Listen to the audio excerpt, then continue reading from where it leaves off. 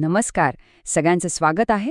आज आपण एका अशा हेल्थ मार्करबद्दल बोलणार आहोत ज्याकडे आपलं खूप वेळा दुर्लक्ष होतं. पण तो आपल्या आरोग्याबद्दल खूप काही सांगून जातो.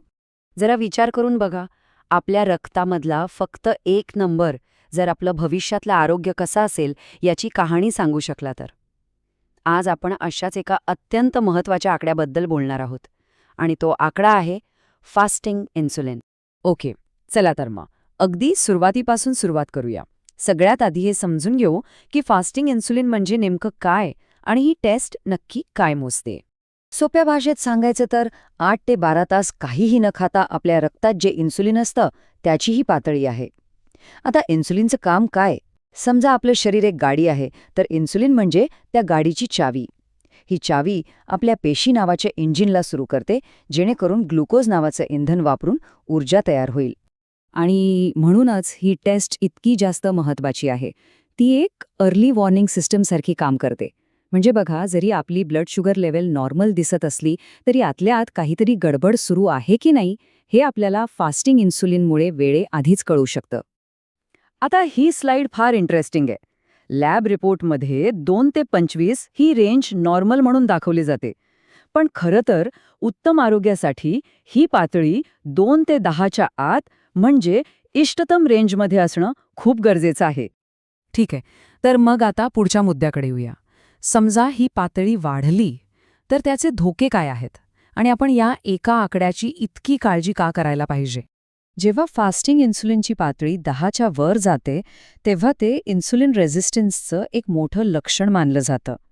आपल्या गाडीच्या उदाहरणावरून सांगायचं झालं तर याचा अर्थ असा की गाडीच्या इंजिनचं कुलूप जाम झालंय आणि आता ते उघडण्यासाठी शरीराला गरजेपेक्षा जास्त चाव्या म्हणजे जास्त इन्सुलिन तयार करावं लागतंय. आणि हेच तर सगळ्यात धोकादायक आहे, कारण ही वाढलेली पातळी पुढे जाऊन मधुमेह, लठ्ठपणा, फॅटी लिव्हर, हृदयाचे आजार आणि PCOS सारख्या गंभीर आजारांना थेट आमंत्रण देते. पण एक मिनिट, इथे फक्त उच्च पातळीच धोकादायक नाहीये. जर ही पातळी खूपच कमी झाली तर ते सुद्धा चांगलं नाही. ते स्वादुपिंड म्हणजे पॅन्क्रियाजमध्ये काहीतरी समस्या असल्याचं लक्षण असू शकतं. त्यामुळे आपलं ध्येय हे योग्य संतुलन साधणं आहे. तर मग आता सगळ्यात महत्त्वाचा प्रश्न येतो, जर ही पातळी वाढलेली असेल तर ती पुन्हा नियंत्रणात आणता येते का? तर याचं उत्तर आहे हो, नक्कीच आणता येते. चला बघूया कसं. ह्या वाढलेल्या इन्सुलिन पातळीला नियंत्रणात आणण्यासाठी एक अतिशय प्रभावी उपाय आहे. तो म्हणजे इंटरमिटेंट फास्टिंग, म्हणजेच ठराविक वेळेसाठी केलेला उपवास. यामागची आयडिया खूप सोपी आहे. उपवास केल्यामुळे आपल्या शरीराच्या इंजिनला म्हणजे पेशींना एक प्रकारे रिसेट व्हायला वेळ मिळतो.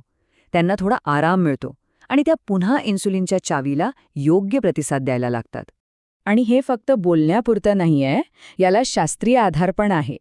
अभ्यासात असं दिसून आलंय की उपवासामुळे HOMA-IR जे इन्सुलिन रेझिस्टन्स मोजण्याचे एक प्रमाण आहे, त्यात सरासरी 0.72 ने घट होते. ही संपूर्ण प्रक्रिया 3 सोप्या टप्प्यांमध्ये होते. पहिलं, उपवास केल्यामुळे शरीराला सतत साखर पचवण्यापासून ब्रेक मिळतो. दुसरं, त्यामुळे इन्सुलिनची पातळी नैसर्गिकरित्या खाली येते. आणि तिसरं, हळूहळू पेशी पुन्हा संवेदनशील बनतात. इतकं सरळ आहे हे. हे वाक्य बघा, हे या सगळ्या प्रक्रियेचं सार आहे.